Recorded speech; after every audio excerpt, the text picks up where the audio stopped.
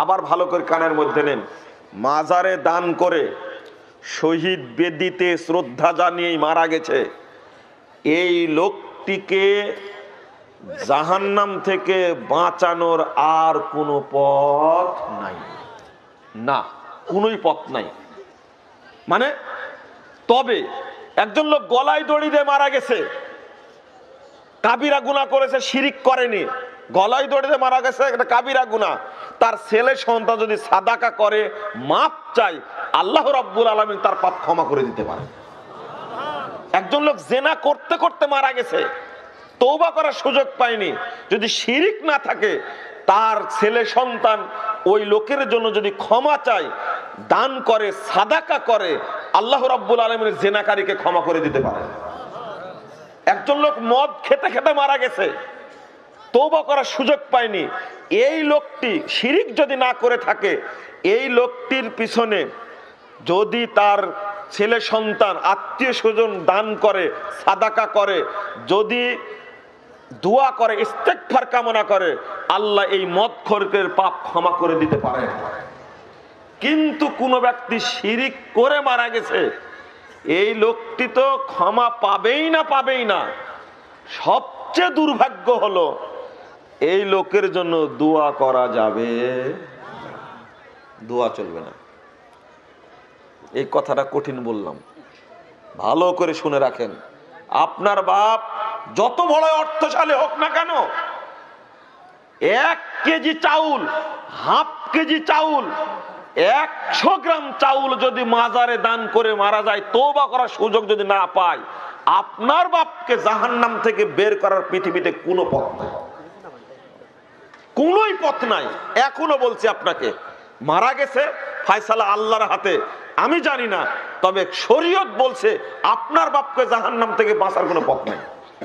আমি দলিল দিয়ে বুঝিয়ে দিচ্ছি। দোয়া কার জন্য চলে? যে ঈমান নিয়ে মারা গেছে।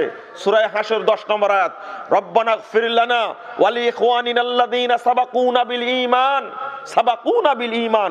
আল্লাহ বলছেন সাবাকুনা বিল ঈমান, আল্লাহ তুমি আমাদেরকে ক্ষমা করো, হে রব তুমি আমাদেরকে ক্ষমা করো, আর যারা ঈমান নিয়ে পৃথিবী থেকে বিদায় নিয়েছে, আল্লাহ তুমি তাদেরকে ক্ষমা করো। তাহলে যার মধ্যে ঈমান ছিল না, আপনি বলেন তার জন্য দোয়া আছে? নাই, তার জন্য দোয়া নাই। শিরিক করা মাত্রই ওর আমলও গেছে, ঈমানও গেছে, তারপরে কি বললাম, ইসলামও গেছে। এটা বড় শিরিক। সাবধান, সাবধান, আপনারা শিরিকের পাপ থেকে দূরে থাকুন।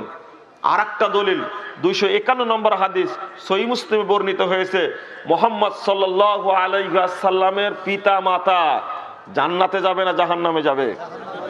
জাহান্নামে যাবে। আল্লাহ রাসূল দোয়া করতে চেয়েছিলেন, মাগফিরাত কামনা করতে চেয়েছিলেন, ক্ষমা চাইতে চেয়েছিলেন, যে আমার বাপের জন্য আমি ক্ষমা চাইব, আল্লাহ অনুমতি দিন। আল্লাহ বলেছেন যে না, তোমার বাপের কবর জিয়ারত করতে পারো, মায়ের কবর জিয়ারত করতে পারো, কিন্তু ক্ষমা চাইতে পারবে না, কারণ তারা মুশরিক অবস্থায় মারা গেছে, ক্ষমা নাই। আপনার বাপ যেমন ওই রকমই যদি শিরিক করে মারা যায়, একজন হিন্দু মুশরিকের মাঝে আর আপনার বাপের মাঝে কোনো পার্থক্য থাকলো না। আমি বলতে চেয়েছি, অন্য পাপ আল্লাহ ক্ষমা করতে পারেন, শিরিকের পাপ ক্ষমা হবে না। এই কথাটা বলতে গিয়ে আমি এই জায়গায় এসেছি। আল্লাহর নবী মুহাম্মদ সাল্লাল্লাহু আলাইহি ওয়াসাল্লাম বলছেন, ক্বাল আল্লাহু তাআলা, তিরমিজি খুলুন 2য় খণ্ডের 194 পৃষ্ঠার হাদিস। আল্লাহ রাসূল বলছেন, ক্বাল আল্লাহু তাআলা, আল্লাহ তাআলা আমাকে বলছেন, ইয়া ইবনে আদম, মুহাম্মদ তুমি জানিয়ে দাও, আমি আদমকে সন্তানকে বলছি, হে আদমের বাচ্চারা, ছেলে মেয়েরা শোনো, ইয়া ইবনে আদম লাউ আতাইতানি বিকুরাবিল আরদি খতায়া ওয়ালা তুশরিক বি শাইআ, তুমি যদি আসমান থেকে জমিন পর্যন্ত, ওদিকে কথা বলে না যেন, আপনারা চুপ থাকেন। আল্লাহ রাব্বুল আলামিন বলেছেন, হে আদম সন্তানরা শোনো, লাউ আতাইতানি বিকুরাবিল আরদি খতায়া ওয়ালা তুশরিক বি শাইআ, তুমি যদি আমার কাছে উপস্থিত হও, তুমি যদি আমার কাছে উপস্থিত হও, আসমান থেকে জমিন পর্যন্ত ভর্তি পাপ নিয়ে, কোন জায়গা ফাঁকা নাই, আসমান থেকে জমিন পর্যন্ত পাপে ভর্তি। এত পাপ করেছো, ওয়ালা তুশরিক বিশাইয়া, কিন্তু এতগুলো পাপের মধ্যে কোনো শিরিকের পাপ নাই। এতগুলো পাপের মধ্যে সব পাপই আছে, শিরিকের পাপ নাই। শুনে রাখো, আতাইতুকা বিকুরাবিহা মাগফিরাতান, আমি আল্লাহ তোমার কাছে সমস্ত পাপ ক্ষমা করে দিয়ে হাজির হব। আল্লাহ সব পাপ ক্ষমা করবেন, কিন্তু শিরিকের পাপ ক্ষমা করবেন না।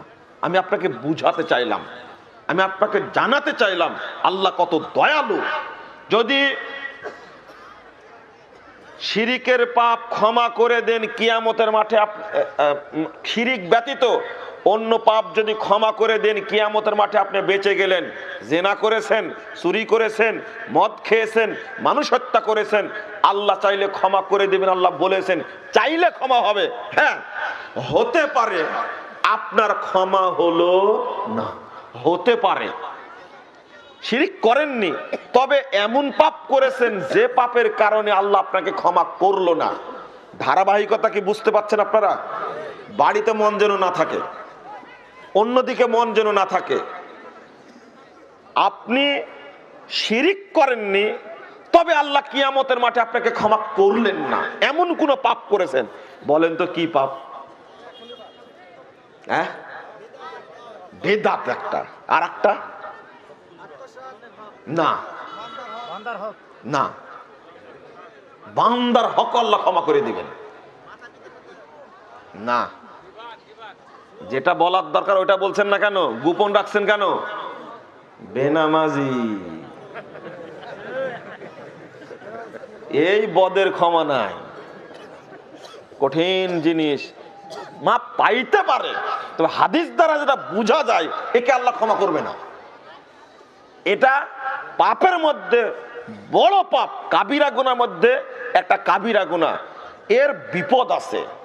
মুসল্লি, তুমি মুসলমান, সালাত আদায় করো না, তোমার মতো হতভাগা কেউ নাই। দেখো, জেনাকারী সে মাপ পেতে পারে, চোর মাপ পেতে পারে, মদখোর মাপ পেতে পারে, মানুষ হত্যাকারী ব্যক্তি মাপ পেতে পারে। তুমি বেনামাজি, মাপ পাওয়ার সুযোগ খুব কম। এই দুইটা এবার শুনুন, কেন মাপ পাবে না দলিল দ্বারা শুনুন। রাসূল সাল্লাল্লাহু আলাইহি ওয়াসাল্লাম বলছেন, ও মাপ পেল না কিয়ামতের মাঠে জাহান্নামে গেল, শিরিক করেনি, মাপ পেল না জাহান্নামে গেল। 4739 নম্বর হাদিস আবু দাউদের মধ্যে আসছে। মুহাম্মদ রাসূলুল্লাহ সাল্লাল্লাহু আলাইহি ওয়াসাল্লাম বলেছেন, শাফাআতি লি আহলিল কাবায়ের, যারা কাবিরা গুনাহ করে মারা গেছে তাদের জন্য আমার সুপারিশ। অর্থাৎ জাহান্নামে গেলেও আল্লাহর নবী তাদেরকে সুপারিশ করে বের করে জান্নাতে নিয়ে যাবেন।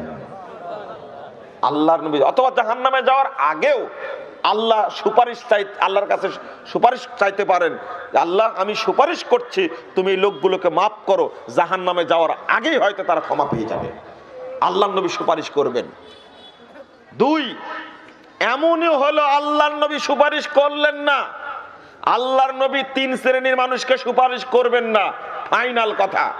আল্লাহর নবী মুহাম্মদ সাল্লাল্লাহু আলাইহি ওয়াসাল্লাম তিন শ্রেণীর মানুষকে সুপারিশ করবেন না, ফাইনাল কথা। নাম্বার 1, শিরিককারী ব্যক্তির জন্য সুপারিশ করবেন না। 2, যারা বেনামাজি তাদের জন্য সুপারিশ করবেন না। 3, যারা বেদাতি তাদের জন্য সুপারিশ করবেন না। তবে এই 2 শ্রেণীর মানুষ এক সময় টিকে যাবে। দলিল, শিরিক সুপারিশ করবেন না।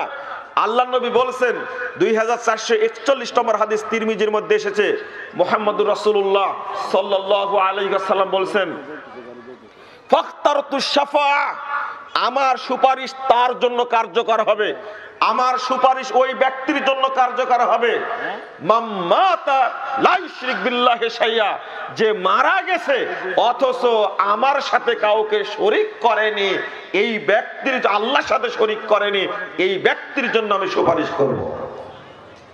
তাহলে বেনামাজি তো আসলো না এখানে, কে আসলো এখানে? শিরিককারী আসলো। তো বেনামাজি কই? ইবনু মাজার 1080 নম্বর হাদিসটা খুলুন। হাদিস শুনেছেন, ফাকাত কাফারা, যে ব্যক্তি সালাত ত্যাগ করলো সে ব্যক্তি কুফরি করলো। কিন্তু এই হাদিসে বসে মান তারাকাস সালাহ ফাকাদ আশরাকা, যে ব্যক্তি সালাত ত্যাগ করলো এই ব্যক্তি শিরিক করলো। তাহলে এর জন্য সুপারিশ আছে? ভালো করে শুনে রাখুন, সালাত ত্যাগ করেছে যে সে শিরিক করেছে। শিরিক করেছে কিসের সাথে? প্রবৃত্তির সাথে। সে শয়তানের সাথে শিরিক করেছে। আল্লাহর ইবাদত না করে প্রবৃত্তির পূজা করেছে, শয়তানের পূজা করেছে, যার কারণে শিরিক করেছে। দলিল সূরা মারইয়াম 59 নম্বর আয়াত খুলুন। আল্লাহ বলছেন, ফাখলাফা মিন বাদিহিম খালফুন আদাউস সালাত ওয়াত্তাবাউশ শাহওয়াত ফাসাউফা ইয়ালকাউনা গায়্যা। তারা হলো মরীচিকা অপদার্থ, তারা হলো মরীচিকা অপদার্থ, তারা সালাত পড়ে না, তারা হলো মরীচিকা অপদার্থ। আদাউস সালাত, তারা সালাতকে নষ্ট করেছে, ওয়াত্তাবাউশ শাহওয়াত, প্রবৃত্তির পূজা করেছে।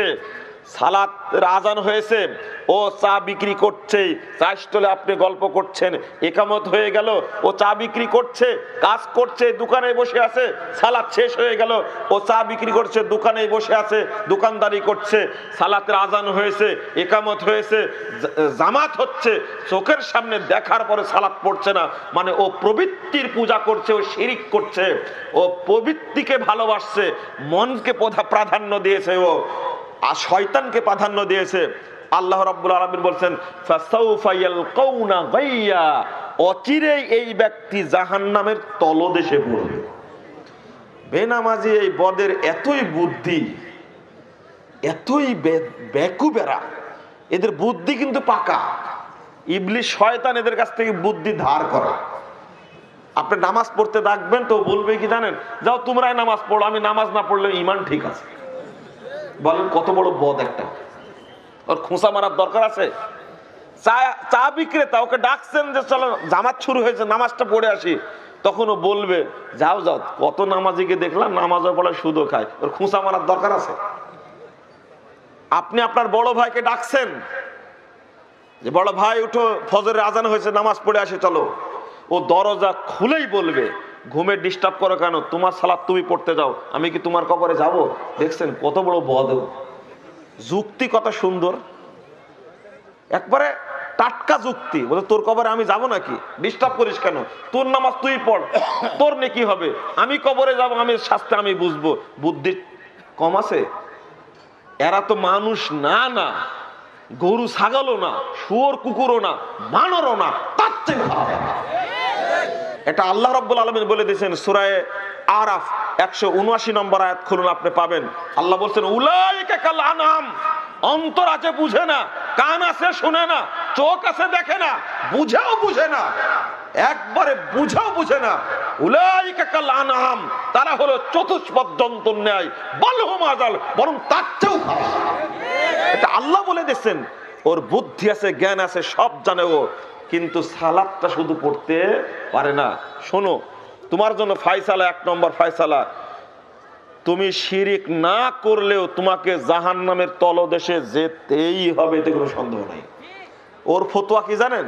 বেনামাজের ফতোয়া, আরে 2-3 দিন জাহান্নামে থেকে তো জান্নাতে যাবই। এই কত বড় বেয়াকুব বলেন তো দেখি, নিজে নিজে ফতোয়া দিচ্ছে, আরে 2-4 দিন জাহান্নামে থাকবো, তারপরে তো জান্নাতে যাবই। আরে বেয়াকুব, জাহান্নামে পড়তেই সময় লাগবে 70 বছর, 1 বছর না। 2-3 দিন জাহান্নামে থাকবে মানে বলিস কি? তোর তো হিসাব থাকা উচিত। 7346 নম্বর হাদিস, সহিহ মুসলিম হলো, তুমি ভালো করে দেখে নাও। তোমার এত বুদ্ধি কেন? বেনামাজি বেশি হওয়ার কারণে রাষ্ট্রে সমাজে অসন্ত্রাস এবং অনাচার বেশি। আবার নামাজিরা শুদ্ধভাবে সালাত আদায় না করার কারণে নামাজিরাও দুর্নীতি করে। দুইটাই সমস্যা। নামাজ তো পড়ে না, সব বেদাতি নামাজ পড়ে, জাল নামাজ পড়ে সব, দুইটাই সমস্যা। আমি বলছি, রাসূল সাল্লাল্লাহু আলাইহি সাল্লাম একদিন বলছেন, সাহাবীরা একটা শব্দ শুনলে, বিকট শব্দ, সাহাবীরা বললেন যে শব্দ শুনলাম, কিসের শব্দ বলো তো? আল্লাহ এবং আল্লাহ রাসূল ভালো জানেন। রাসূল সাল্লাল্লাহু আলাইহি সাল্লাম বলছেন, শোনো, আজ থেকে 70 বছর পূর্বে, আজ থেকে 70 বছর পূর্বে জাহান্নামের মুখে একটা পাথর ছেড়ে দেওয়া হয়েছিল, বিশাল পাথর ছেড়ে দেওয়া হয়েছিল। পাথরটি পড়তে পড়তে 70 বছর পরে আজকে জাহান্নামের তলদেশে পড়েছে। আপনি চিন্তা করুন জাহান্নাম কত গভীর। একটা পাথর যদি 1 ঘন্টা নিচে নামতে থাকে, কত কিলোমিটার নিচে নামবে। হাদিস আপনি বিশ্বাস করবেন কি করে? ইমানই নাই আপনার ইমানই নাই, ধরবে কি করে? অ্যাকাউন্ট খোলা নাই, ডিপোজিট হবে কি করে? আপনার ইমানই নাই আপনার। আপনাকে হাদিস শোনায় কি করব? আল্লাহ নবী বলছেন পাথরটি পড়ছে 70 বছর যাবত, 1 ঘন্টা যাবত যদি নিচে পড়ে একটা পাথর, কত কিলোমিটার নিচে পড়বে? যদি একটা পাথর 24 ঘন্টা নিচে পড়ে, কত নিচে পড়বে? যদি একটা পাথর 1 সপ্তাহ যাবত নিচে পড়তে থাকে, কত নিচে যাবে? একটা পাথর যদি 1 মাস যাবত নিচে পড়তে থাকে, কত নিচে যাবে? একটা পাথর যদি 1 বছর যাবত নিচে নামতে থাকে, কত হাজার লক্ষ কোটি কিলোমিটার নিচে নামবে। সেখানে 1 ঘন্টা না, 24 ঘন্টা না, 1 সপ্তাহ না, 1 মাস না, 1 বছর না, পাথরটি জাহান্নামের নিচে পড়তে সময় লাগছে 70 বছর। আর তুমি বলো জাহান্নামে গেলে তো 2-3 দিন পরে আবার জান্নাতে যাবে। তোমার লজ্জা করা উচিত, শরম করা উচিত। আর জাহান্নামের তলদেশে ফেলবে এই বেনামাজিদেরকে। আমি বলছি আপনাদেরকে, যারা নামাজ পড়েন না নিয়মিত, আমি তাদেরকে বলবো সালাত যেন ছুটে না যায়। আর যাই তাই করেন না কেন, সালাত 5 ওয়াক্ত ওয়াক্ত মোতাবেক আদায় করবেন। এটা হলো আমার পরামর্শ, আমার উপদেশ, আমার দাবি, জোরালো দাবি। আপনি সুন্নাত সালাত পড়তে না পারলেও শুধু ফরজ পড়েন। ফরজ যদি পড়তে, জোহর পড়ছেন, আসর পড়ার সময় পাবেন না, জোহরের সাথে আপনি আসর পড়ে নেন। মাগরিব পড়ছেন, অর্থাৎ জোহর পড়ার টাইম পাচ্ছেন না, আপনি আসর পড়ার টাইম পাচ্ছেন, আপনি আসরের টাইমে আগে জোহর পড়ুন, তারপরে আসর পড়ে নিন। আপনি মাগরিব পড়ার টাইম পেলেন না, এশার টাইম হয়ে গেছে, আপনি এশার টাইম আগে মাগরিব পড়ে নিন, তারপর এশা পড়ুন। আপনি মাগরিব পড়ার সুযোগ পাচ্ছেন, এশা পড়ার সময় পাবেন না, আপনি মাগরিব পড়ার পর সাথে সাথে এশাও পড়ে নিন। শরীয়ত এত সহজ করে দিয়েছে।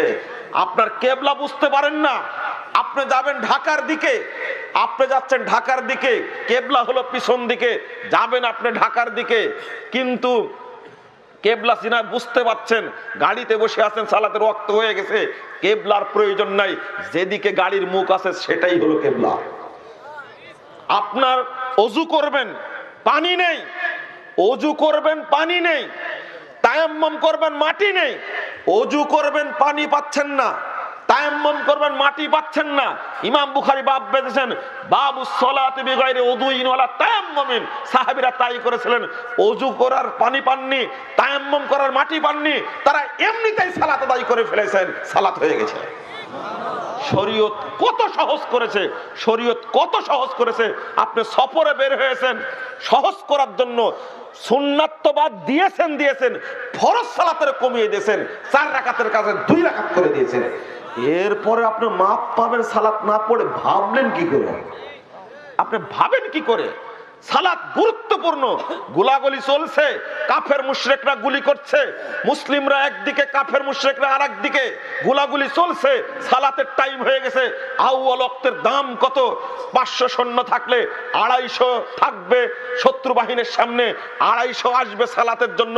1 রাকাত পড়ে ইমাম দাঁড়িয়ে থাকবেন, বাকি 250 চলে যাবে শত্রুর সামনে, ওই 250 এসে ইমামের পিছনে দাঁড়াবে, সালাত আদায় করতেই হবে। গোলাগুলি চলছে, তাও সালাত পড়তে হবে, মাফ না। ইসলাম সালাতকে এত গুরুত্ব দিয়েছে। এই জন্য আল্লাহর নবী বলছেন, যে ব্যক্তি সালাত ত্যাগ করলো, শিরিক করলো, আমি তার জন্য সুপারিশ করব না। গেছিলাম অনেক দূরে, আবার ফিরে আসলাম। আর এক শ্রেণীর মানুষ, যেটা পরের আলোচনায় আসবে, সে যারা বেদাতি, তাদের জন্য আল্লাহর নবী সুপারিশ করবেন না। তবে এই বেদাতি আর বেনামাজি যদি শিরিক না করে, এই বেদাতি আর বেনামাজি যদি শিরিক না করে, বাঁচার পথ আছে। 60 নম্বর হাদিস, ইবনু মাজাহ খুলুন। রাসূল সাল্লাল্লাহু আলাইহি সাল্লাম বলছেন, শিরিক না করার কারণে বেদাত করে যে পাপটা হয়েছে, নামাজ না পড়ে যে পাপটা করেছে, এর পাপের প্রায়শ্চিত্ত ভোগ করার পরে পুড়ে পুড়ে পুড়ে পুড়ে যখন পাপ শেষ হবে, অবশেষে ওই যে কালেমার বদৌলতে ওকে আল্লাহ জান্নাত দান করবেন। এত জোরে সুবহানাল্লাহ পড়লেন এতদিন পড়ার পরে। এটা তো ঠিক হলো না, একটু চুপ থাকার দরকার ছিল। এতদিন পড়ার পরে আপনার মনে হচ্ছে তাও তো জান্নাতে গেছি। 1 মিনিট জাহান্নামে যাবেন, কে আছেন হাত তুলেন? 1 মিনিট, এই দেখেন হাত তুলতে। 1 মিনিট জাহান্নামে থাকবেন, কেউ আছেন এখানে? না। এত জোরে সুবহানাল্লাহ পড়লেন কি করে? এটা চিন্তা করেছেন আপনারা? একটু ভাবেন, আমি যে কথাটা বলেছি, পুড়ে পুড়ে পুড়ে আল্লাহ রাসূল বলছেন শেষ পর্যায়ে সে কালেমার বদৌলতে জান্নাতে যেতে পারবে, তবে শিরিক করবে না, শর্ত। তবে শিরিককারী ব্যক্তির জাহান্নাম থেকে বের করার কোনো পথ পাওয়া গেল না। আমি যেটা বললাম, পৃথিবীর সব বিদ্বান একই কথা বলেছেন। আপনি আলবানির বই খুলে দেখেন, শেখ বিন বাজের বই খুলে দেখেন, শেখ উসাইমিনের বই খুলে দেখেন, স্পষ্ট এইভাবেই দলিল দিয়েছেন বাঁচার কোনো পথ নাই। কিতাবুত তাওহীদ পড়বেন, কিতাবুত তাওহীদ পড়বেন, বুঝবেন আমি যেটা বলেছি শিরিক সম্পর্কে এটাই চূড়ান্ত কথা। চলুন, আল্লাহ রাব্বুল আলামিন বলছেন যদি কোনো ব্যক্তি শিরিক করে মরে, ওর বাঁচার পথ নাই। শিরিক ছাড়া যদি অন্য পাপ করে মরে বাঁচার পথ আছে। এই মর্মে আরেকটা হাদিস বলার দরকার। রাসূল সাল্লাল্লাহু আলাইহি সাল্লাম বলছেন, সহিহ মুসলিম প্রথম খণ্ডের 66 পৃষ্ঠা খুলুন। আল্লাহ রাসূল বলছেন, মাম্মা তাইশরিক বিল্লাহি শাইয়ান দাখালান নার। যে ব্যক্তি শিরিক করে মারা যাবে ও জাহান্নামে যাবে, আর যে ব্যক্তি শিরিক না করে মারা যাবে জান্নাতে যাবে। মানে কি জানেন? এর অর্থ কি জানেন? যে ব্যক্তি শিরিক করে মারা যাবে জাহান্নামে যাবে, শিরিক করে মরলে জাহান্নামে যাবে, ওর নেকি যতই থাক। আর যে ব্যক্তি শিরিক না করে মারা গেল, ওর পাপ যতই থাক, কোথায় যাবে? জান্নাতে যাবে। যেমন হাদিসটা আরেকটা বুঝেন। আমি তো 1 কেজি চাউলের কথা বলেছি, আমি একটা চাউলের কথা বলেছি। ইমাম আহমদ বিন হাম্বলের একটা হাদিসের গ্রন্থ কিতাবুজ জুহুদ, এই গ্রন্থের 16 এবং 17 পৃষ্ঠায় একটা হাদিস বর্ণিত হয়েছে। রাসূল সাল্লাল্লাহু আলাইহি ওয়াসাল্লাম বলছেন, দাখালা জান্নাত রাজুলুন বিজুবাবিন ওয়া দাখালা নার রাজুলুন বিজুবাবিন। একজন ব্যক্তি জাহান্নামে প্রবেশ করবে একটা মশার কারণে, একটা মাছির কারণে। একজন ব্যক্তি জান্নাতে প্রবেশ করবে একটা মশার কারণে, মাছির কারণে। হতবাক সাহাবায়ে কেরাম, ক্বালু কাইফা তারা ইয়া রাসূলুল্লাহ, আপনি কি বলেন? একটা মশা একটা মানুষকে জান্নাতে নিয়ে যেতে পারে? একটা মশা একটা মানুষকে জাহান্নামে নিয়ে যেতে পারে? আপনি বলতে চাচ্ছেন কি? আল্লাহ রাসূল বলছেন, মার রাজুলান আলা কওমিন। দেখো, এবার বুঝো তাহলে। 2 জন ব্যক্তি এই ফুলবাড়ি এলাকা দিয়ে পার হচ্ছিল। ওয়ালাহুম সানাম, তাদের একটা মূর্তি ছিল। এই লোকের দাবি, ফুলবাড়ি এলাকার লোকের দাবি, মানরা আলাইনা ফালিকাররিবু লাহু শাইয়া। এই লোকের দাবি হলো, যে ব্যক্তি এদিক দিয়ে অতিক্রম করবে রোড দিয়ে, ওই যে স্পিড ব্রেকার, মাজারের সামনে, রেল লাইনে কোনো মাজার নাই, সব মাজার বাস লাইনে স্পিড ব্রেকার দেওয়া আছে ওই জায়গাতে। আর চাচ্ছে কিছু দেন, কিছু দেন, আর আপনি দিয়ে দিলেন। বোকা ড্রাইভার দিয়ে দিল 10 টাকা, 5 টাকা দিয়ে দিল। এইটা আল্লাহুম সানাম, তাদের মূর্তি আছে। তাদের দাবি হলো এই দিক দিয়ে গেলে কেউ দান করে যেতে হবে। ফাকাল আলী আহাদুহুমা, 2 জনের একজনকে বলল, তুমি কিছু দান করো। ওই ব্যক্তি বলল, লাইসা ইনদি শাইউন উকাররবু ইলাইহি, আমার কাছে কিছু নাই দান করার মতো, আমার কাছে কিছু নাই দান করার মতো। তখন তারা দাবি করছে, ওয়ালাউ কুনতা দুবাবা, তুমি যদি একটা মাছি মানত করতে পারো তাও মানত করো। ফাকররাবালহু যুবাবা, আচ্ছা ঠিক আছে, আমি একটা মাছি মানত করে দিলাম, মশা মানত করলাম যে এই মাজারে একটা মশা দিব, আমি মানত করে দিলাম। আল্লাহর নবী বললেন, দাখালান নার, ওই ব্যক্তি জাহান্নামে চলে গেছে। ওর অন্য যতই নেকি থাক, 70 বার যদি হজ করা থাকে, 70 কোটি যদি মসজিদ তৈরি করে দেয়, যদি হাজার হাজার কোটি টাকা মানুষকে দান করে, সিয়াম পালন করে, যাকাত দেয়, ওই আমলের কোনো দাম নাই। ওই মশা দান করা মাত্রই সব শেষ। তাহলে আমি 1 টাকার কথা তো বলিনি আপনাদেরকে। দ্বিতীয় ব্যক্তিকে বলল তুমি কিছু দান করো। ওই ব্যক্তি বলল, লাইসা ইনদি শাইউন উকাররিবু ইলাইহি ওয়ালা উকাররিবু শাইয়ান ইল্লাল্লাহ, আমি আমার কাছে দান করার মতো কিছু নেই, তবে দান করলে আল্লাহর নাম ছাড়া কারোর নামে দান আমি করব না। ফাদারাবাহু ওয়া কাতালা উনুকাহু, তাকে ধরে মারতে লাগলো, মারতে মারতে মারতে মারতে একবারে হত্যা করে ফেললো। আল্লাহর নবী বললেন, দাখালাল জান্নাহ, ওই ব্যক্তি জান্নাতে চলে গেছে। শিরিক না করার কারণে ওই ব্যক্তির যতই পাপ থাক না কেন, শিরিক না করার কারণে আল্লাহ তাকে জান্নাত দান করেছে। আমি যেটা হাদিসটা আগে বললাম, পরের হাদিসের সাথে কি মিল হলো? অর্থাৎ শিরিক করে মারা গেলে ওর নেকি যতই থাক কোথায় যাবে? জাহান্নামে। আর শিরিক না করে মারা গেলে পাপ যতই থাক কোথায় যাবে? জান্নাতে। এই হাদিস দুটো দ্বারা এটাই প্রমাণিত হয়। আপনার বয়স 70 বছর অথবা 60 বছর, 60 বছরে যত ইবাদত করেছেন, যত আমল করেছেন, আমলের শেষ নাই।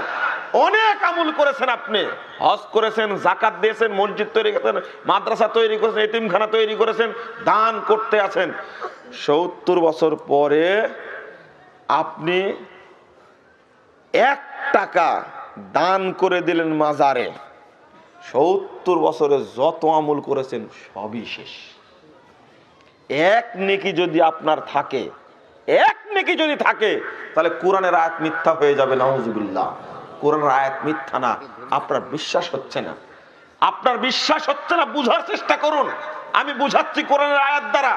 আল্লাহ নবী আল্লাহ রাব্বুল আলামিন বলেছেন, ওয়ালাউ আশরাকু লা হাবিতা আনহুম মা কানু ইয়ামালুন। সূরা আনাম 85 নম্বর আয়াত। যদি তারা শিরিক করে, জীবনে যত আমল করেছে সবই নষ্ট হয়ে যাবে। এটা আল্লাহর কথা। সূরা জুমার 65 নম্বর আয়াত আল্লাহ বলেছেন, ওয়ালাকাদ উহিয়া ইলাইকা ওয়া ইলাল্লাযিনা মিন ক্বাবলিক লাইন আশরাকতা লা ইয়াহবাতান্না আমালুক। আল্লাহ রাব্বুল আলামিন ওহী করেছেন তোমার উপরে, যেমন ওহী করছেন ইতিপূর্বে ওহী করা হয়েছে নবীদের উপরে। নবীদেরকে বলা হয়েছিল লাইন আশরাকতা, তুমি যদি শিরিক করো, লা ইয়াহবাতান্না আমালুক, অবশ্যই অবশ্যই তোমার আমল বাতিল হয়ে যাবে। যদি নবীর আমল বাতিল হয় শিরিক করার কারণে, পৃথিবীর আর কোন ব্যক্তি আছে যে তার আমল বাতিল হবে না? বাতিল হবে আমল যদি আপনি শিরিক করেন। অর্থাৎ পূর্বের নেকিগুলো সব কি হয়ে গেল? নষ্ট হয়ে গেল। 14 বছর যাবত মাছ পুষছে, এক একটা মাছের ওজন হয়েছে 10 কেজি, 12 কেজি, 15 কেজি, 20 কেজি। পুকুর ভর্তি একেবারে মাছ। যদি 1 বোতল বিষ দেওয়া হয়, মাছ তাজা থাকবে? রুই মাছটা থাকবে, থাকবে না? কই মাছ, কই মাছের প্রাণ বলেন একটা কথা, এটা মরবে না, আপনার যাই বলেন না কেন। হাজী সাহেব শিরিকের বক্তব্য শোনার পরে বলছেন, হাজী সাহেব শিরিকের বক্তব্য শোনার পরে বলছেন, আপনি যতই বলেন হজ নষ্ট হবে না, যে কষ্টে হজ করেছে। মানে এর দাবি আর পুকুরওয়ালার দাবি একই, রুই মাছ মরবে না। কি দাবি ঠিক না? মরবে। আপনি কেন শেষ করতে যাবেন সমস্ত আমল? আল্লাহ নিজে বলছেন সমস্ত আমল নষ্ট হয়ে যাবে। এটা শিরিকের পাপ। কে জানে এটা? কে বুঝে এটা? আল্লাহর নবী মুহাম্মদ সাল্লাল্লাহু আলাইহি ওয়াসাল্লাম কবর থেকে মানুষের উপকার করতে পারে, ক্ষতি করতে পারে, এমনকি হাত বের করে দিতে পারে। আজকে শুনলাম একজন মারাও গেছে নাকি। তবলিগের ভাইয়েরা গন্ডগোল লাগিয়ে দিয়েছেন চরম ভাবে, যে ফাজাইলে আমলের কারণে খুব দুঃখ হয়, কষ্ট হয়। এই ফাজাইলে আমলের দাওয়াত দিতে গিয়ে যেভাবে মারামারি করছেন তারা, আশ্চর্য হবেন। সেই বইয়ের 128 পৃষ্ঠায় ফাজাইলে হজের মধ্যে একটা কথা লেখা আছে, শিরিক কিভাবে মানুষ শিখেছে চিন্তা করুন। আহমদ রিফাই নামক একজন ব্যক্তি আল্লাহ নবীর কবরের কাছে গেছে। যাওয়ার পরে বলছেন যে, হে নবী, তোমার কাছে এতদিন আমি দরুদ পাঠিয়েছি, আজকে কাছে এসেছি, তোমার হাত মুবারকে চুমু দিতে চাই। এই কথা বলা মাত্রই আল্লাহ নবী তার ডান হাত বের করে দিলেন। নাউজুবিল্লাহ। আগেই পড়ছেন আপনারা, আগে বলতে দেন। হাত বের করে দিলেন তো তিনি রাসূলের হাতে চুম্বন করলেন। এই দৃশ্য দেখলেন সেই সময়ের 555 হিজরির ঘটনা লেখা আছে বইয়ের মধ্যে। 555 হিজরির ঘটনা। এই দৃশ্য দেখলেন 90,000 মানুষ। তার মধ্যে একজন ব্যক্তি ছিলেন, ঘটনাকে সত্য প্রমাণ করার জন্য বলছে, তার মধ্যে একজন ব্যক্তি ছিলেন মাহবুবে সুবানি, কুতুবে রব্বানি, আব্দুল কাদের জিলানী। আচ্ছা, সেই 555 হিজরিতে একবারে মসজিদে নববীতে 90,000 মানুষ ছিল। কথাটা কত বড় মিথ্যা কথা বলেন তো। আল্লাহর নবী কবর থেকে হাত বের করে দিলেন, এটা কত বড় মিথ্যা কথা হতে পারে? এটাই করছে। আপনারা তো বইপত্র পড়েন না। বইপত্র পড়ার জন্য আপনাদের বলি, জ্ঞান অর্জন করার জন্য বলি, কিন্তু পড়তে চান না, বলতে চান না আপনারা। আমরা শুধু লেখে মরি আর নসিহত করে মরি, নসিহত তো কাজে লাগান না আপনারা। একটা ওজিফা বই বের করেছে, এটা বের করেছে ৮৮ থেকে, ওজিফা বই। নাউজুবিল্লাহ, আলফানাউ ফিল্লাহ। এদের কাজ হলো মানুষকে আল্লাহ বানানো, কাজই হলো মানুষকে আল্লাহ বানানো। এটা আল্লাহর নবী মুহাম্মদ সাল্লাল্লাহু আলাইহি ওয়াসাল্লাম আল্লাহ। এক শ্রেণীর মানুষ বাংলাদেশে আজ তার আকীদা পোষণ করে, ওহ যে মুস্তাবে আরশতা খুদা হোকার, উতার পাড়া মদিনা মে মুস্তাফা হোকার, এই বলে মুনাজাত করে। যিনি আরশে ছিলেন খুদা হয়ে, তিনি মদিনায় এসেছেন মুস্তাফা হয়ে। এই আকীদা তারা পোষণ করে, তাদের ঈমান আছে, তাদের ভিতরে তাওহীদ আছে। আশ্চর্য, আল্লাহর নবীর কবরের কাছে গিয়ে চাই, অথচ সাহাবা কেরাম বেঁচে থাকতে কোনদিন কোন একজন সাহাবী আল্লাহর নবীর কবরের কাছে গিয়ে রাসূলের কাছে কোনো জিনিস চাননি, কারণ তারা জানতেন যে চেয়ে কোনো কাজ হবে না। সহিহ বুখারীর ১৩৭ পৃষ্ঠা খুলুন, ১০১০ নম্বর হাদিসটা খুলুন। যখন পানি হচ্ছিল না, ওমর রাদিয়াল্লাহু আনহু, আনাস থেকে বর্ণিত হাদিসটি, ওমর রাদিয়াল্লাহু আনহু তার চাচা, জীবিত চাচা আব্বাসের কাছে গেলেন। আল্লাহ রাসূল মারা গেছেন, চাচা বেঁচে আছেন আব্বাস রাদিয়াল্লাহু আনহু, তার কাছে গিয়ে বলছেন, আল্লাহর কাছে বলছেন, দেখেন দোয়া করার সিস্টেম, আল্লাহুম্মা ইন্না নাতাওয়াসসালুকা বিনাবিয়িকা, হে আল্লাহ আমি তোমার নবীর মাধ্যমে, যখন নবী বেঁচে ছিল তখন আমরা আল্লাহর নবীর মাধ্যমে পানি চাইতাম, আপনি পানি দিতেন। এখন দোয়া চাচ্ছি, পানি চাচ্ছি তোমার নবীর চাচার মাধ্যমে, তুমি আমাদেরকে পানি দান করো। পানি দান করা হতো, পানি হতো। এইভাবে দোয়া চাইতেন। স্বয়ং উমরের মতো ব্যক্তি, রাসূলের চাচা, জীবিত চাচা, তার কাছে গিয়ে দোয়া চাচ্ছেন।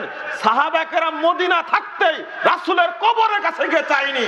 যদি আল্লাহর নবী কবর থেকে কিছু না দিতে পারে, যদি শুনতে না পান, পৃথিবীর এমন কোন ওলি আছে, এমন কোন গৌস আছে, এমন কোন কুতুব আছে, এমন কোন ইমাম আছে, এমন কোন খতিব আছে, এমন কোন নেতা আছে, এমন কোন ফকির আছে, এমন কোন পীর আছে, কবরে বসে থেকে উম্মতের উপকার করতে পারে? কেউ পারে? এটা অসম্ভব। এদেশের মানুষ এক শ্রেণীর মানুষ যারা মাজার পূজা করে এদেশের কোটি কোটি মানুষকে মুশরিক বানাচ্ছে। এক বেয়াকুব আছে বাংলাদেশে, আমি জানি না, এই বেয়াকুব একজন আমাকে বলছেন, কেন আপনার বিরুদ্ধে বলেন না? আমরা বিরুদ্ধে বলি, কিন্তু ব্যবস্থা নেওয়ার দায়িত্ব হলো সরকারের। কিন্তু কেন আল্লাহর নবী মুহাম্মদ সাল্লাল্লাহু আলাইহি ওয়াসাল্লামের পরিবার সম্পর্কে কটূক্তি করে? এক বেয়াকুব দেওয়ানবাগী আছে, ও বলে স্পষ্ট ভাষায় যে তার সাথে নাকি ফাতেমা রাদিয়াল্লাহু আনহার বিয়ে হয়েছে। আস্তাগফিরুল্লাহ। এ কি মুসলমান না মুশরিক বলেন তো দেখি? যদি আপনারাও কথা না বলেন, পীর ফকিরেরা শিরকের বিরুদ্ধে কথা বলবে, বেদাতের বিরুদ্ধে কথা বলবে। আপনারা আহলে হাদিস, আল্লাহ আপনাদেরকে দায়িত্ব দিয়েছেন শিরক এবং বেদাতের বিরুদ্ধে উন্মুক্ত কণ্ঠে কথা বলতে হবে। কোন বেদাতকে ছাড় দেওয়া হয়নি, উলামা কেরাম ছাড় দেননি। আব্দুল্লাহ আল কাফি আল কুরাশি রাহিমাহুল্লাহ, আব্দুল্লাহ আল বাকি, মাওলানা আকরাম খান রাহিমাহুল্লাহ, সৈয়দ আহমদ শহীদ, সৈয়দ আহমদ শাহ ইসমাইল শহীদ, এলায়েত আলী, বেলায়েত আলী তিতুমির, তারা শুধু ব্রিটিশদের বিরুদ্ধে সংগ্রামী করেননি, তারা শিরক এবং বেদাতের বিরুদ্ধে কঠোর হস্তে সংগ্রাম করেছেন। তারা এদেশকে শিরক বেদাত মুক্ত করার জন্য, ইংরেজ বাহিনী মুক্ত করার জন্য তারাই সংগ্রাম করেছেন, তারাই শহীদ হয়েছেন, তারাই বলেছেন শিরকের বিরুদ্ধে, বেদাতের বিরুদ্ধে। আজকে সেই চেতনা আপনারা ভুলে গেছেন। সিংহের বাচ্চা আজকে বিড়ালের বাচ্চায় পরিণত হয়ে গেছে। কেন কথা বলবেন না আপনি?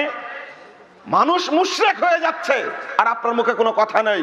নবী মুহাম্মদ সাল্লাল্লাহু আলাইহি ওয়াসাল্লাম বলছেন, শুনে রাখো, শুনে রাখো, উম্মত আমার একটা পর্যায়ে আসবে, সবাই শিরকের মধ্যে জড়িয়ে পড়বে। অন্ধকার রাত্রিতে কালো পাথরের উপর দিয়ে কালো পিঁপড়া যদি যায়, যেমন বোঝা যায় না, অন্ধকার রাত্রিতে কালো পাথরের উপর দিয়ে কালো পিঁপড়া হেঁটে গেলে বোঝা যায়? বোঝা যাবে না। ঠিক আমার উম্মতের মধ্যে এইভাবে শিরক প্রবেশ করবে। তোমরা শিরক থেকে সাবধান থাকো। কে সাবধানতা অবলম্বন করে? সাবধানতা অবলম্বন করে না। যদি কেউ শিরক করে মারা যায়, তাহলে বোঝা গেল কয়েকটা জিনিস। শিরিক করলে আমল কবুল হয় না, শিরিক সবচেয়ে বড় অপরাধ, শিরিক করলে সমস্ত আমল নষ্ট হয়ে যায়, শিরিক করলে নবীর সুপারিশ পাওয়া যায় না, শিরিক করলে জান্নাতও পাওয়া যায় না। দলিল সূরা মায়েদা 72 নম্বর 8টা খুলুন। আল্লাহ বলেছেন ওয়াইন্নাহু মাইশরিক বিল্লাহ ফাকাদ হারামাল্লাহু আলাইহিল জান্নাহ ওয়া মাওয়াহুন নার ওয়া মা লিয-যালিমিন মিন আনসার। আল্লাহ বলেছেন নিশ্চয় যে ব্যক্তি আল্লাহর সঙ্গে শিরিক করবে তার উপরে আল্লাহ জান্নাতকে হারাম করে দিয়েছেন, ও কোনোদিন জান্নাতে প্রবেশ করতে পারবে না। ওয়া মাওয়াহুন নার, তার স্থান হবে জাহান্নামে। ওয়া মা লিয-যালিমিন মিন আনসার, আর এই জালেমদের জন্য কোনো সাহায্যকারী থাকবে না। শিরিক করে মারা যাওয়ার পরে কেউ সাহায্য করতে পারবে না। দাপট দেখে লাভ নাই। শিরিকের বিরুদ্ধে কথা বললাম, থানায় মামলা দিলেন, জেএমবি বলে ঠকিয়ে দিলেন মামলা, ষড়যন্ত্র চলে, আমরা বক্তব্য দিই, প্রোগ্রাম বন্ধ করে দেওয়া হয়। জানি না গাজীপুরের এই প্রোগ্রামটা আল্লাহ কিভাবে কবুল করেন, যাদের মাধ্যমে আল্লাহ কবুল করেন আল্লাহ তাদেরকে জান্নাতুল ফেরদাউস দান করুন। আমি তাদেরকে অনুরোধ করি, এই গাজীপুরের সবচেয়ে দর্শনীয়, সবচেয়ে প্রাণবন্ত প্রোগ্রামে ফুলবাড়িতে হয়, আল্লাহ রাব্বুল আলামিন এই প্রোগ্রামকে স্থায়ী করুন, আমিন। প্রতি বছর যেন অনুষ্ঠিত হয়, কর্তৃপক্ষকে আমি আন্তরিকভাবে অনুরোধ করছি। শুধু তাই না, আমি দোয়া করছি এই কর্তৃপক্ষকে আল্লাহ কবুল করুন, আল্লাহুম্মা আমিন। যদি আপনারা না বলতে পারেন, না বুঝাতে পারেন জাতিকে, আহলে হাদিসদের বিরুদ্ধে ষড়যন্ত্র চলে, কারণ কি? বেদাতের বিরুদ্ধে কথা বলার কারণে, শিরিকের বিরুদ্ধে কথা বলার কারণে, শিরিক করার কারণে মানুষের ঈমান নষ্ট হচ্ছে। আমরা তাদের বিরুদ্ধে কথা বলবো, আর বাধা দিবে কেন? মনে রাখবেন, বাধা দিয়ে কোনো লাভ হয় না। দাওয়াতকে কখনো গলা টিপে কেউ হত্যা করতে পারবে না। যদি হত্যা করতে চায়, যদি কেউ হত্যা করতে চায় দিনের দাওয়াতকে, আল্লাহ সহ্য করেন না, গজব নাযিল করে ধ্বংস করে দেয়। আমরা দেখেছি এক সময় এসেছে, একটা সময় এসেছিল আহলে হাদিসদেরকে জঙ্গি বানানোর তৎপরতা চলেছে, আহলে হাদিস উলামায়ে কেরাম গ্রেফতার হয়েছে, কাফি সাহেবের বইগুলো পুড়িয়ে দেওয়া হয়েছে, আকরাম খার বইগুলো পুড়িয়ে দেওয়া হয়েছে, আমাদের বইপত্র মসজিদ রাখতে পারেনি, মাদ্রাসা মসজিদ বন্ধ করে দেওয়া পায়তারা করা হয়েছে। আমরা শুধু আল্লাহর কাছে বলেছিলাম, আল্লাহ তুমি সবকিছু দেখছো, আমরা নিরীহ মানুষ, আমরা জেএমবির সাথে জড়িত না, আমরা এই দেশের রক্ষক, এই দেশকে আমরাই স্বাধীন করেছে, আমাদের বাপদাদার রক্ত দ্বারা এই দেশকে স্বাধীন করেছে, আমাদের উপরে মিথ্যা জঙ্গিবাদের অভিযোগ দেওয়া হয়েছে, তোমার কাছে বিচার থাকলো। আল্লাহ দোয়া কবুল করেছেন, যারা ষড়যন্ত্র করেছিল তারা তছনছ হয়ে গেছে। আগামীতে সাবধান করে দিলাম, আমরা একটা হাদিসের উপরে বেশি আমল করি। সহিহ মুসলিম 2য় খণ্ডের 143 পৃষ্ঠায় বর্ণিত হয়েছে, লা তাযালু তায়ফাতুম মিন উম্মতি যাহিরিনাল হক লা ইয়াদুররু মান খাযালাহুম ওহুম কাযালিক হাত্তা ইয়াতি আমরুল্লাহুম কাযালিক। আল্লাহ নবী বলছেন, একটি কাফেলা, একটা দল কিয়ামত পর্যন্ত হকের উপরে টিকে থাকবে, বিরোধীরা তাদের কোনোদিন ক্ষতি করতে পারবে না। ওহুম কাযালিক, তারা কিয়ামত পর্যন্ত হকের উপরেই টিকে থাকবে। বলুন আলহামদুলিল্লাহ। এটা সাহস যোগায় না? এটা সাহস যোগায় না? অর্থাৎ সাহস তো যোগাবে। শুধু তাই না, ইতিহাস একদিন বেরিয়ে আসে তার মাধ্যমে এটা হয়েছে। যদি বলা হয় ব্রিটিশ বিরোধী আন্দোলনের নেতা যারা ছিলেন তাদের 5 জনের নাম বলেন, 1 নম্বর নাম আসবে সাইয়েদ আহমদ শহীদ, 2 নম্বর নাম আসবে শাহ ইসমাইল শহীদ, 3 নম্বর নাম আসবে বেলায়েত আলী, 4 নম্বর নাম আসবে এনায়েত আলী, 5 নম্বর নাম আসবে তিতুমির, 6 নম্বর নাম আসবে হাজী শরীয়তুল্লাহ। বলেন তো, তারা সবাই ছিলেন শিরকের বিরুদ্ধে কঠোর হস্ত, তারা তাওহীদের পক্ষে সংগ্রাম করে গেছেন, এই দেশ থেকে শিরক বিদআত তাড়ানোর জন্য তারা সংগ্রাম করে গেছেন। যেমন সংগ্রাম করেছেন ব্রিটিশদের বিরুদ্ধে, তারা সবাই ছিলেন আহলে হাদিস মানুষ। আলহামদুলিল্লাহ, আল্লাহ শুকরিয়া, তারা প্রচেষ্টা করে গেছেন। আপনারা চুপ থাকবেন এটা হতে পারে না। আপনারা দ্বীনি দাওয়াতি কাজ করুন, সর্বত্র দাওয়াতি কাজ করুন। আলহামদুলিল্লাহ, আল্লাহর অনেক শুকরিয়া, আজকে টেকনাফ থেকে তেতুলিয়া পর্যন্ত যে দাওয়াত চলছে, আগামী 5 বছর যদি সময় পাই আমরা, যদি এইভাবে দাওয়াতি কাজ চলতে থাকে, বাংলাদেশে মাজার পূজা, কবর পূজা উৎখাত হবে ইনশাআল্লাহ, হবে ইনশাআল্লাহ, থাকবে না, এতে কোনো সন্দেহ নাই, কমবে ইনশাআল্লাহ। আমরা কাজ করে যতটুকু পাচ্ছি, একটা তথ্য মাঝখানে ঢুকিয়ে দিই। এক জাল হাদিসের কবলে রাসূলুল্লাহ সাল্লাল্লাহু আলাইহি ওয়াসাল্লাম সালাত, এই বইটি আপনাদের কাছে অনেকের কাছে ছিল। আলহামদুলিল্লাহ, এই বইটির মাধ্যমে বহু ইমাম এবং আলেমের মাথাকে আল্লাহ সংস্কার করে দিয়েছেন। আমি কোনো এলাকায় যাইনি, বইপত্র যাওয়ার কারণে মসজিদ তৈরি হয়ে গেছে, সেখানকার কিছু মানুষ একত্রিত হয়ে মসজিদ তৈরি করেছে, সেখানে দাওয়াতি কার্যক্রম চালাচ্ছে। আপনি ভাবতে পারবেন না কোথায় সিলেট মাজারের আখড়া 360 আউলিয়ার মাজার বলে পরিচিত জায়গা, সেই জায়গার বুকে দুইটা শহরের বুকে বড় মসজিদ প্রতিষ্ঠা পেয়েছে। 2001 সালে গেছে, কোনো জায়গা পায়নি কথা বলার, বক্তব্য দেওয়ার কোনো জায়গা পায়নি। চিটাগাং শহরের মধ্যে বড় মসজিদ তৈরি হয়েছে 2টা, আলহামদুলিল্লাহ। ভোলা মসজিদ তৈরি হয়েছে, বরিশালে মসজিদ তৈরি হয়েছে, পিরোজপুরে মসজিদ তৈরি হয়েছে, ঝালুকাঠিতে মসজিদ তৈরি হয়েছে, বরগুনাতে মসজিদ তৈরি হয়েছে, নেত্রকোনাতে মসজিদ তৈরি হয়েছে, শেরপুরে মসজিদ তৈরি হয়েছে, যেখানে কল্পনাই করতে পারি না। কিন্তু মানুষ দাওয়াত পাওয়ার কারণে সেখানে ঐক্যবদ্ধ হয়ে তারা বসার জায়গা করেছে। এমনকি এক একটা মসজিদে ইসলামিক কমপ্লেক্স খোলার ব্যবস্থা করেছে তারা, আলহামদুলিল্লাহ। আপনারা কিসের জন্য পিছিয়ে থাকবেন? চলুন একটু বলি বেদাতের বিরুদ্ধে। বেদাত কাকে বলে? যদি শিরিক থাকে ইবাদতে, কবুল হবে না। বেদাত বলা হয় নতুন কোন আমলকে, যেটা আগে ছিল না পরে হয়েছে, সেটাই বেদাত। কথা মনে থাকবে তো? যেটা আগে ছিল না পরে হয়েছে সেটাই বেদাত।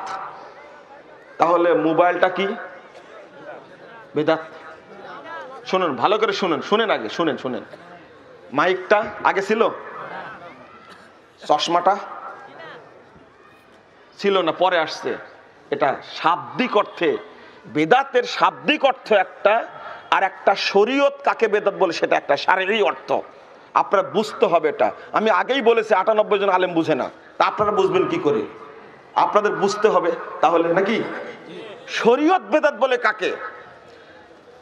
আল্লাহ রাব্বুল আলামিন এই শাব্দিক অর্থটাও বলেছেন সূরা আহকাফ 9 নম্বর আয়াত, মা কুনতু বিদআম মিনার রাসূল, আমি রাসূলদের মধ্যে নতুন রাসূল নই, ইতিপূর্বেও রাসূল এসেছিলেন। তাহলে এই বিদউন শব্দের অর্থ কি বেদাতি না নতুন? নতুন, এটার অর্থ নতুন। যদি এটা বেদাতি অর্থ করেন তো অর্থ হবে কি আমি বেদাতি রাসূল না। অর্থ কি হলো? এটা তো ভুল। এটা শাব্দিক অর্থ এখান থেকে নিতে হবে, বুঝার জন্য বলছি।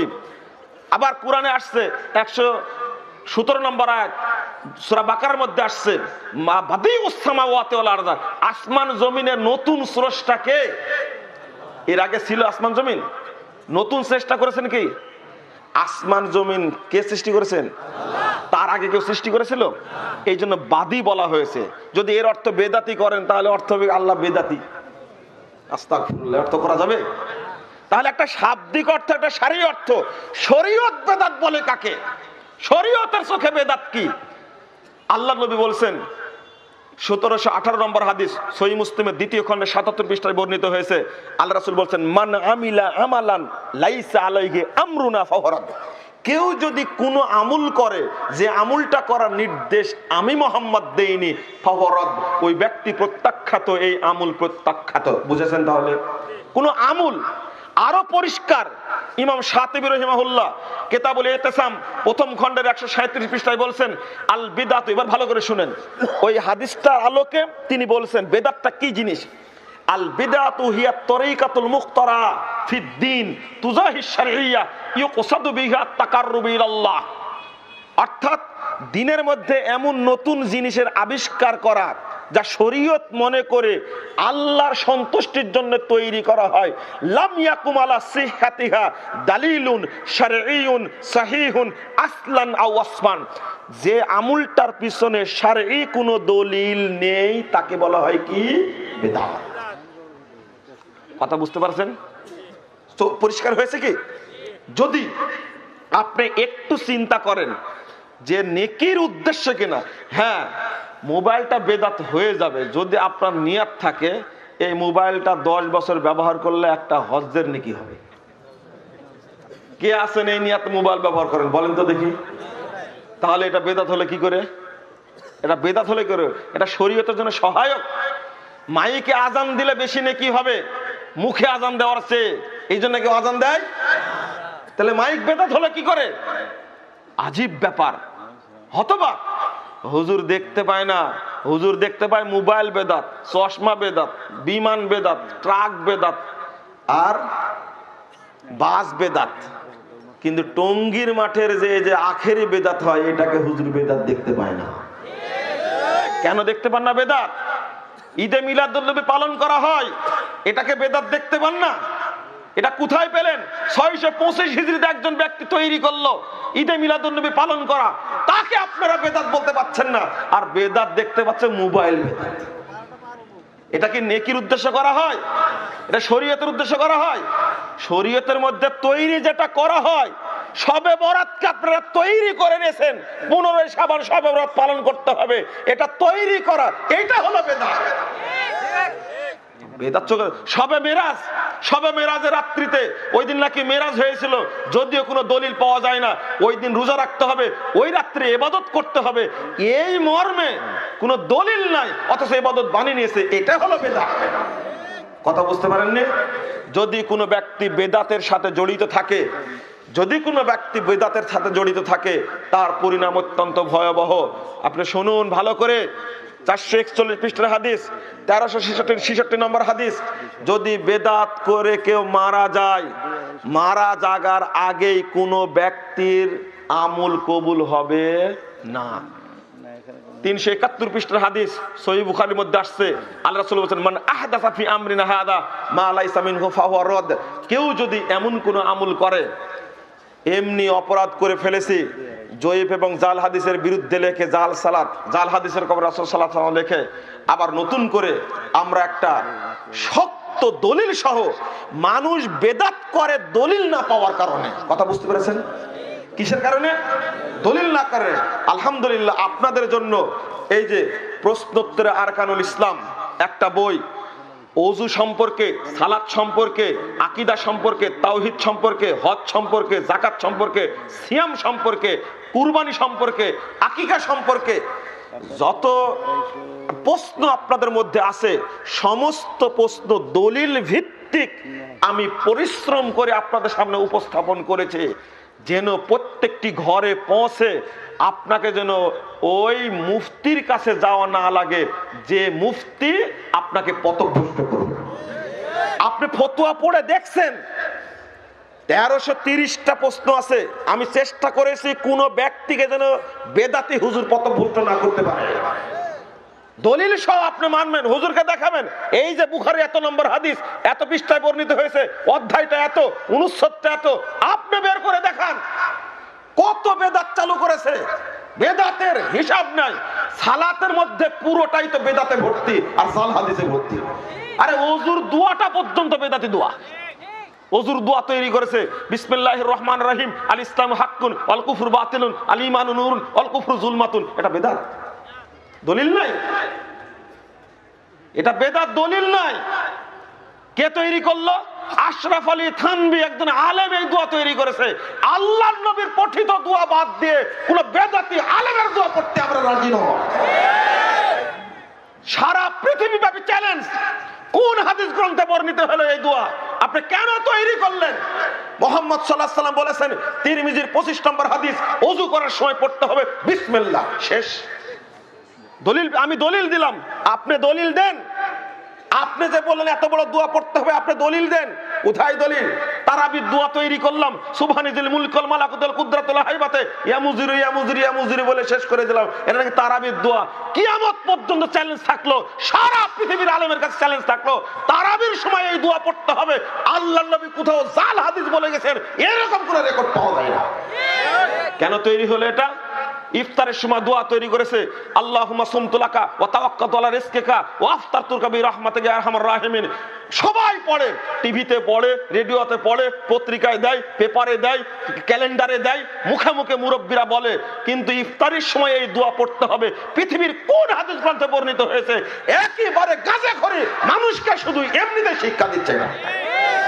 হ্যাঁ, আল্লাহর নবী পড়েছেন বিসমিল্লাহ, বিসমিল্লাহ পড়বো।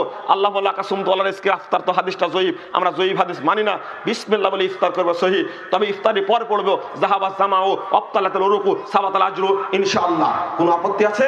হাদিস সহিহ মেনে নিব, হাদিস সহিহ না হলে মানবো না, জয়ীফ হলে মানবো না, জাল হলে মানবো না। কত জাল হাদিস চালু আছে সমাজের বুকে, সবই বেদাত আকারে চালু আছে।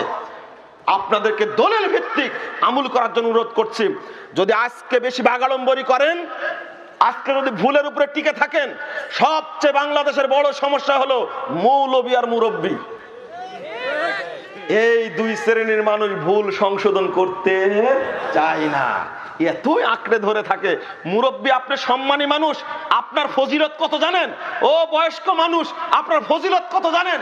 আল্লাহ নবী বলছেন, যে ব্যক্তি মুরব্বীকে সম্মান করে ওই ব্যক্তি যেন আল্লাহকে সম্মান করে।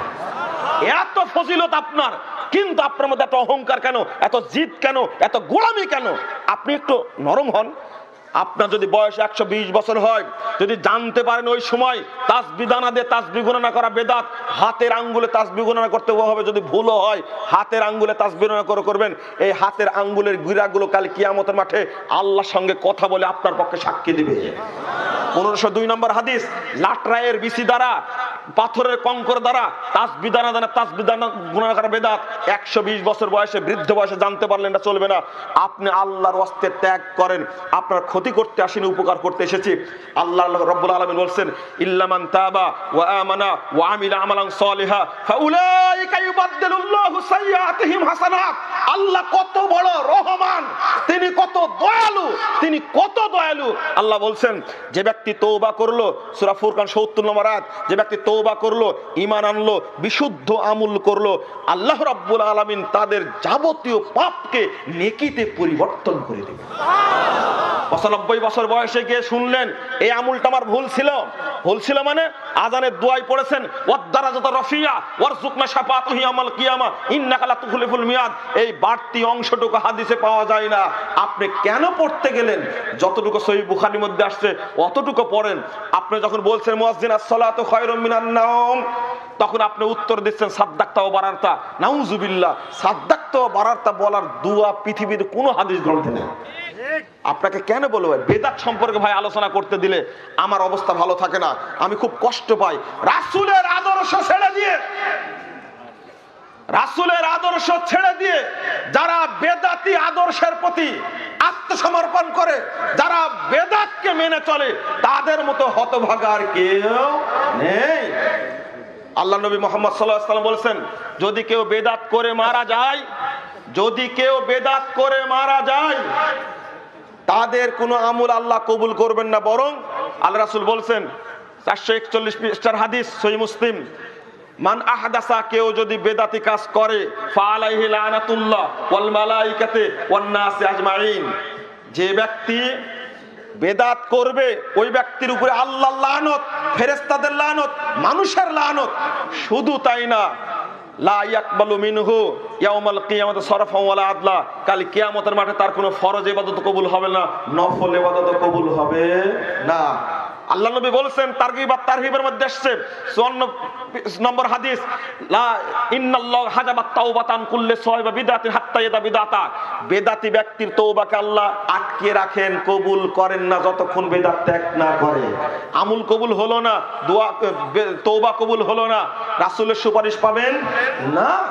কাল কিয়ামতের মাঠের কথা বলছি, আমি বক্তব্য শেষ করে দিচ্ছি, শেখ চলে এসেছেন না? আচ্ছা, আল্লাহ নবী মুহাম্মদ সাল্লাল্লাহু আলাইহি ওয়াসাল্লামের কে যদি আপনি ইমাম যদি না মানতে পারেন, যদি ইমাম যদি মানতে না পারেন, আপনি হতভাগা, এতে কোনো সন্দেহ নাই। সূরা বানী ইসরাঈল 71 নম্বর আয়াতে আল্লাহ বলেছেন, ইয়াউমা নাদু কুল্লা উনাসিন বিইমামিহিম, কাল কিয়ামতের মাঠে প্রত্যেককে আমি ইমাম সহ ডাকবো, প্রত্যেককে আমি ইমাম সহ ডাকবো। এই আয়াত সম্পর্কে ইমাম ইবনে কাসির বলতে গিয়ে বলছেন, একজন বিদ্বানের উক্তি তুলে ধরে, হাদা আকবারু শারাফিন লি আসহাবিল হাদিস লিআন্না ইমামাহুমুন নবী সাল্লাল্লাহু আলাইহি ওয়াসাল্লাম।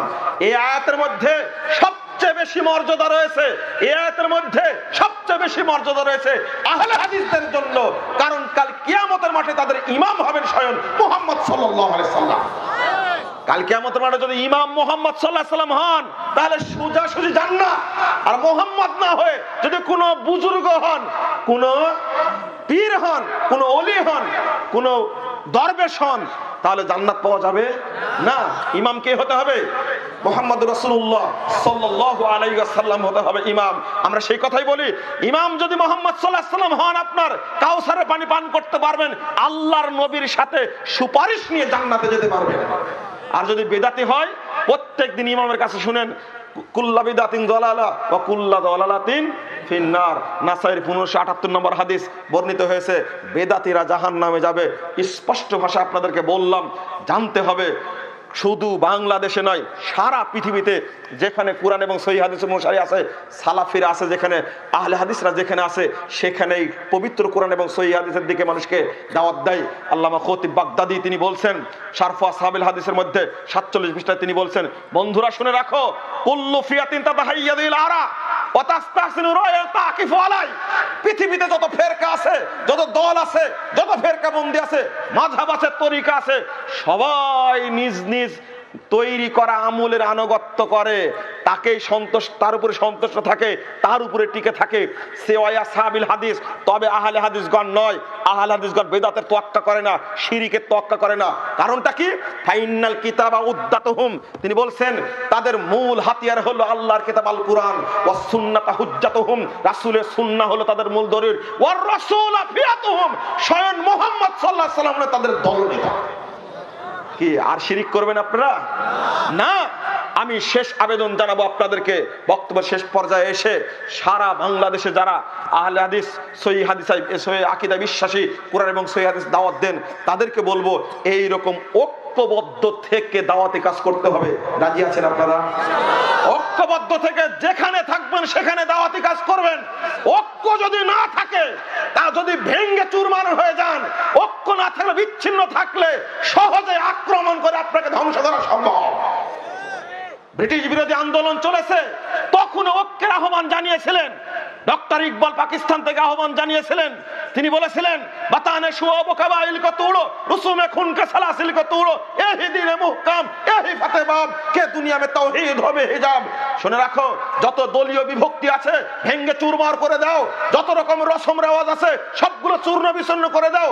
এহি দিনে মুহকাম, এহি ফাতেবাব, এটাই হলো দিনের নির্দেশ, এখানে রয়েছে বিজয়ের দরজা, কে দুনিয়া মে তাওহীদ হবে হিজাব। দেখবে পৃথিবীতে তাওহীদের পতাকা পথ পথ করে উঠতে শুরু করেছে। তিনি বলেছিলেন, লাহোর কলেজে যখন পড়েন তখন ছিল এক বক্তব্য, যখন ছিলেন ছোট, ক্লাস 6 যখন কবিতা লিখেছিলেন, তখন কবিতা লিখেছিলেন, সারে জাহাঁ সে আসিয়া হিন্দুস্তান হামারা, হামারা হাম বুলবুল হে গুলিস্তা হামারা। তিনি লিখছেন ছোট হাতে কবিতা, সারা পৃথিবীর মধ্যে আমাদের হিন্দুস্তান এই উপমহাদেশ শ্রেষ্ঠ জায়গা, আমরা হলাম বুলবুলি, পুরোটাই হলো ফুলের বাগান। লাহোর কলেজে যখন গেলেন তখন তিনি কবিতা লেখলো উল্টাটা, এটা না, এটা বলতে চাইনি, চীন ও আরব হামারা, হিন্দুস্তান হামারা, মুসলিম হে হাম, ওতন হে সারা জাহাঁ হামারা। উল্টা হয়ে গেল না কথা? পুরোটাই চেতনা যখন ফিরে যাবে, আমি বিশেষ করে তরুণদের আহ্বান জানাই, তোমরা দাওয়াতি কাজ করে যাবে, মাদকতার বিরুদ্ধে, জঙ্গিবাদের বিরুদ্ধে, দুর্নীতির বিরুদ্ধে, শিরিকের বিরুদ্ধে, বেদাতের বিরুদ্ধে, জাহেলিয়াতের বিরুদ্ধে উন্মুক্ত কণ্ঠে এই দেশে কথা বলার সুযোগ আছে, আমরা বলতে পারবো ইনশাআল্লাহ। তোমরা কখনোই কখনোই এই সমস্ত নোংরামির সাথে জড়িত হবে না। ছাত্র হও তুমি, বিশ্ববিদ্যালয়ের, কলেজের, মাদ্রাসার, যেখানকারে হও না কেন, সন্ত্রাসের বিরুদ্ধে আমাদের সংগ্রাম, জঙ্গিবাদের বিরুদ্ধে আমাদের সংগ্রাম, দুর্নীতির বিরুদ্ধে আমাদের সংগ্রাম, যৌতুকের বিরুদ্ধে আমাদের সংগ্রাম, বেদাতের বিরুদ্ধে আমাদের সংগ্রাম। তুমি ভয় করবে কেন? ভয়ের কিছু নেই। আল্লাহ রাব্বুল আলামিন রহমত নাজিল করলে সবকিছু ঠান্ডা হয়ে যাবে ইনশাআল্লাহ। যে যতই ষড়যন্ত্র করুক, আল্লাহর রহমতের কাছে কোন ষড়যন্ত্র টিকে থাকবে?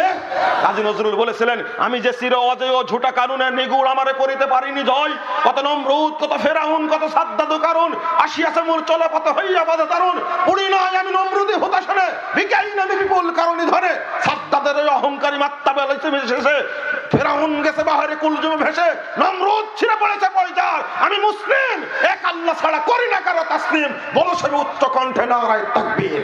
বলেছিলেন এমনি না, তার ভিতরে চেতনা ছিল, তিনি মানুষকে জাগাতে চেয়েছিলেন, তিনি মানুষকে জাগাতে চেয়েছিলেন ব্রিটিশদের বিরুদ্ধে, মুসলিমদেরকে ঐক্যবদ্ধ করতে চেয়েছিলেন।